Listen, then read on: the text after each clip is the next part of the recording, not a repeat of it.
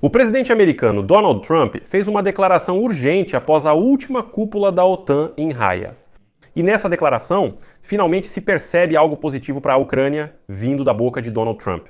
O presidente dos Estados Unidos da América declarou diretamente que a guerra da Rússia contra a Ucrânia demonstrou a importância e a urgência de uma reestruturação completa do complexo militar industrial dos Estados Unidos da América e de seus aliados. E agora, o mais importante. Trump finalmente declarou publicamente que o acordo sobre metais de terras raras com a Ucrânia é necessário para os Estados Unidos deixarem de depender dos adversários, ou seja, da China e da Rússia. E é por isso que os Estados Unidos da América estão prontos para proteger essas terras na Ucrânia. Além disso, Trump avaliou positivamente o encontro com o presidente da Ucrânia, Volodymyr Zelensky. E aparentemente, animado pelo sucesso no Oriente Médio, Trump declarou com confiança que agora é hora de encerrar com a mesma confiança a guerra da Rússia contra a Ucrânia. Hoje ouvimos mais palavras elogiosas em relação à Ucrânia e a Zelensky, além de críticas claras e até um tom de deboche em relação ao ditador Putin.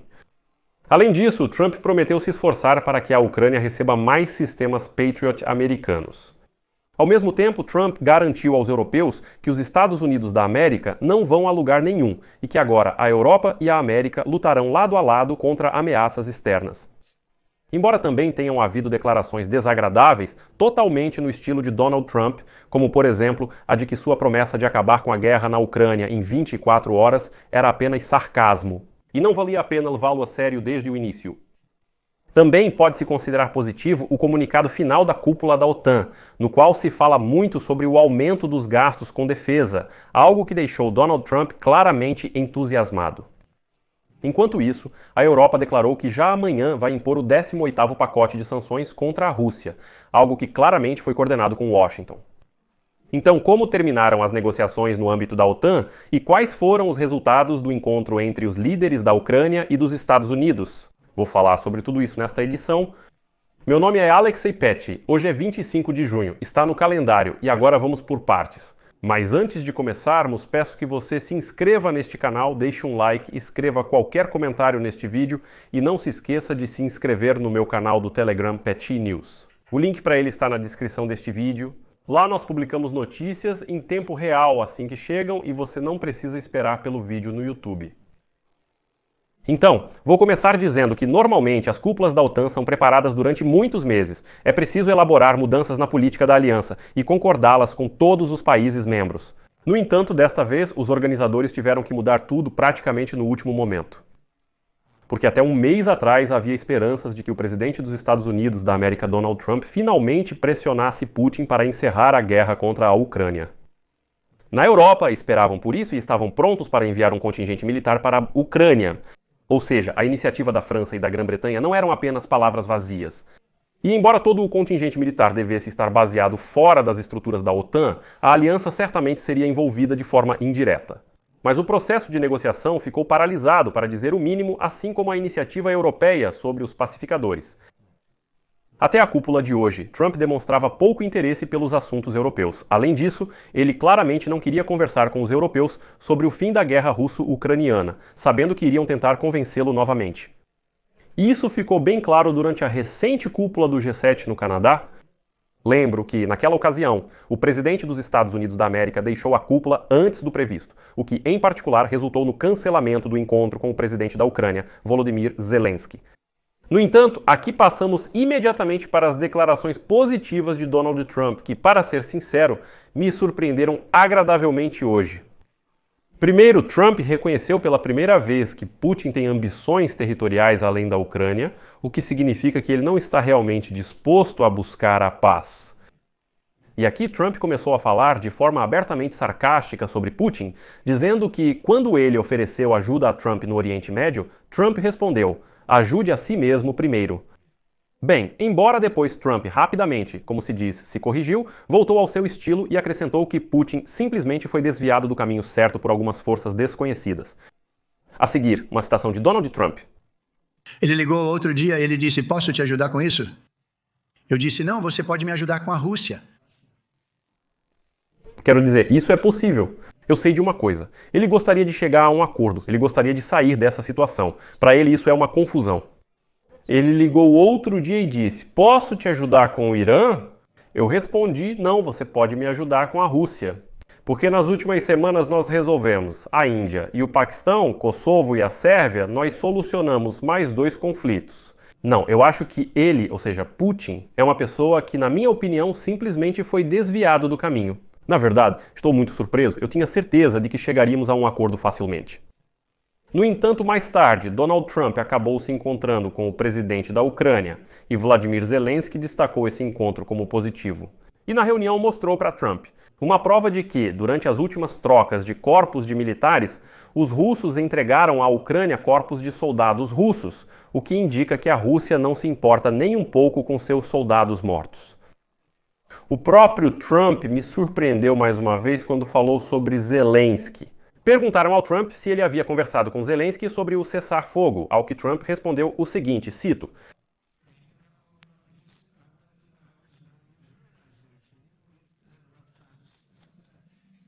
"Eu não discuti com Zelensky o cessar-fogo na Ucrânia, eu só queria saber como ele estava. Tivemos tempos difíceis, mas ele foi muito gentil, fiquei feliz em vê-lo, foi um encontro maravilhoso. Acho que este é um ótimo momento para acabar com a guerra. Talvez eu converse com o presidente Putin para acabar com essa guerra." E aqui, não tire conclusões precipitadas. A questão é que fontes internas relatam que Trump, em uma reunião fechada com líderes dos países da OTAN, declarou, e cito, "É preciso fazer algo com a Ucrânia, pois a situação saiu completamente do controle." E então, segundo o interlocutor da agência, esse comentário de Trump foi visto pelos europeus como um sinal positivo, já que ele foi dito não no contexto de uma traição à Ucrânia, mas sim de passos mais decisivos contra uma Rússia cada vez mais agressiva. E após essa declaração, o chanceler da Alemanha, Friedrich Merz, anunciou que amanhã, dia 26 de junho, a União Europeia vai anunciar a implementação do 18º pacote de sanções contra a Rússia. E o presidente da França, Emmanuel Macron, declarou que os países da União Europeia devem definir as condições para retomar os contatos com a Federação Russa, que foram rompidos após o início da guerra em larga escala na Ucrânia. Mas não se apresse, ouça primeiro a citação de Macron. "Precisamos repensar a arquitetura de segurança nos territórios que vão do Mar Negro ao Ártico, definir até que ponto estamos dispostos a nos defender e em quais condições estamos prontos para dialogar com a Rússia sobre a limitação de armamentos e a restauração da confiança. Precisamos começar a pensar sobre isso agora." Aliás, isso é um sinal de que os europeus receberam a garantia de que os Estados Unidos da América não vão sair do continente, e já é possível começar a planejar os próximos passos. Aliás, sobre esse assunto, Trump também se pronunciou de forma bastante positiva. Comentando sobre a aplicação do artigo 5 da Carta da OTAN, Trump declarou, cito, "Vim para a cúpula porque esse é o meu trabalho, mas estou saindo daqui com um sentimento um pouco diferente. Eu vi como os líderes desses países se levantaram. O amor e a paixão que eles demonstraram por seus países foram incríveis. Eu nunca vi nada parecido. Eles querem defender seus países, mas precisam dos Estados Unidos da América. Sem os Estados Unidos da América, isso não vai acontecer. Isso me tocou. Eles amam seus países. Agora, a OTAN vai funcionar porque eles estão pagando muito mais. Agora, eu não sinto que estamos sendo explorados e nós vamos ajudá-los a defender seus países." E então, já depois da cúpula, em vez de uma posição extensa sobre uma série de questões internacionais, a declaração final da cúpula da OTAN contém apenas 5 parágrafos. E isso, aliás, é para melhor. E o principal nisso é que até 2035, os países da OTAN prometem destinar anualmente 5% do seu produto interno bruto para defesa e segurança. Desses, 3,5% são para o financiamento das Forças Armadas e 1,5% é para projetos de infraestrutura relacionados à segurança. Ou seja, construção de vias de transporte, financiamento de indústrias de defesa e coisas do tipo. Aqui vale destacar que Friedrich Merz, o chanceler da Alemanha, ainda no início deste ano conseguiu aprovar exatamente a mesma iniciativa no Bundestag, no parlamento alemão. Na verdade, lá havia um grande pacote de financiamento que supostamente era destinado a projetos de infraestrutura, mas na realidade era para a defesa. E agora, na OTAN, estão usando exatamente a mesma mecânica. Ou seja, 5% deles, 5% teoricamente para infraestrutura, mas nós entendemos perfeitamente para qual tipo. E no geral, esses 5% e a divisão em 3,5% e 1,5%. Essa é uma das inovações que Donald Trump vinha exigindo há muito tempo dos membros europeus da OTAN. Mas esse índice só está previsto para ser alcançado em 10 anos, o que é um compromisso significativo. Aqui há um ponto importante. Os países membros da OTAN vão incluir sua ajuda militar à Ucrânia no cálculo dos próprios gastos com defesa dentro da OTAN. Isso é um ponto muito importante. Aqui vemos uma posição comum da Europa e dos Estados Unidos. Se aos poucos, nos países da OTAN começarem a aumentar esses gastos com as próprias forças armadas, consequentemente, a Europa vai fortalecer suas posições. E, paralelamente a esse processo, a ajuda à Ucrânia também será fortalecida. Ou seja, haverá produção de armas, haverá produção de munições e, consequentemente, haverá aquele recurso militar que vai ajudar as forças armadas da Ucrânia. Além disso, não devemos esquecer que os países europeus já declararam que estão prontos para comprar armas da Ucrânia e, para isso, estão dispostos a investir em fábricas conjuntas na Ucrânia. E aqui vou repetir mais uma vez, para que fique claro esse ponto positivo para a Ucrânia. A inclusão da ajuda à Ucrânia nas despesas gerais de defesa dos países da OTAN é uma grande vantagem. Caso contrário, os países membros da OTAN teriam que procurar todos os anos recursos adicionais para a defesa e, separadamente, ajudar Kiev. Isso teria que ser votado separadamente a cada ano por pacotes separados e assim por diante. Agora isso não é mais necessário. Existe uma política principal da OTAN. Cada país destina uma certa porcentagem do produto interno bruto para a defesa e desse valor já são retirados recursos para ajudar a Ucrânia. Os sinais políticos para a Ucrânia também são positivos, mas há nuances. Na declaração final, a Rússia foi reconhecida como uma ameaça de longo prazo para todo o espaço euroatlântico, inclusive para os Estados Unidos da América. No entanto, aqui estamos falando sobre a continuação da linha que está estabelecida no conceito estratégico da OTAN, aprovado ainda em 2022 durante o governo de Biden. Ou seja, a Rússia não se tornou uma ameaça maior para a OTAN, ela simplesmente continuou sendo uma ameaça. Mas, mesmo assim, os países do flanco leste da OTAN já decidiram construir uma nova cortina de ferro, minando completamente todas as fronteiras com a Rússia. O documento final não menciona as perspectivas de adesão da Ucrânia à OTAN. E esse é mais um compromisso com Trump e alguns outros céticos. No entanto, o secretário-geral da OTAN, Mark Rutte, declarou que o caminho da Ucrânia para a adesão à aliança permanece irreversível e os países membros continuarão apoiando Kiev nesse percurso. A seguir, cito Mark Rutte: "Estamos ao lado da Ucrânia em sua busca pela paz e continuaremos a apoiá-la em seu caminho irreversível para a adesão à OTAN." Os líderes concordaram hoje sobre uma trajetória que garantirá que possamos assegurar nossa liberdade e segurança por muitos e muitos anos. É claro que, nesse sentido, continua valendo a declaração da cúpula do ano passado, que diz que o futuro da Ucrânia está na OTAN e que seu caminho para a adesão é irreversível. Resumindo, não há nada de novo aqui. Voltamos às declarações formais e eu, pessoalmente, não acredito nem um pouco na entrada rápida da Ucrânia na OTAN. Bem, por exemplo, a Turquia já está há quase 40 anos entrando de forma irreversível na União Europeia e até agora não entrou. Ou seja, entende, a palavra irreversível não merece tanta atenção. E também é fundamental que os líderes da OTAN tenham confirmado o compromisso inabalável com a defesa coletiva consagrada no artigo 5 do Tratado de Washington. Ela prevê que um ataque a um dos membros da aliança é considerado um ataque a todos. Esse ponto é importante, considerando as frequentes suposições de Trump de que ele pode não defender aqueles membros da OTAN que gastam pouco com defesa. Mas hoje, Trump estava claramente com outro humor e declarou diretamente que os Estados Unidos da América não vão a lugar nenhum e vão proteger a Europa. Embora aqui também tenha havido um incidente. Por exemplo, Donald Trump criticou bastante a Espanha. E a seguir, trago uma citação extensa.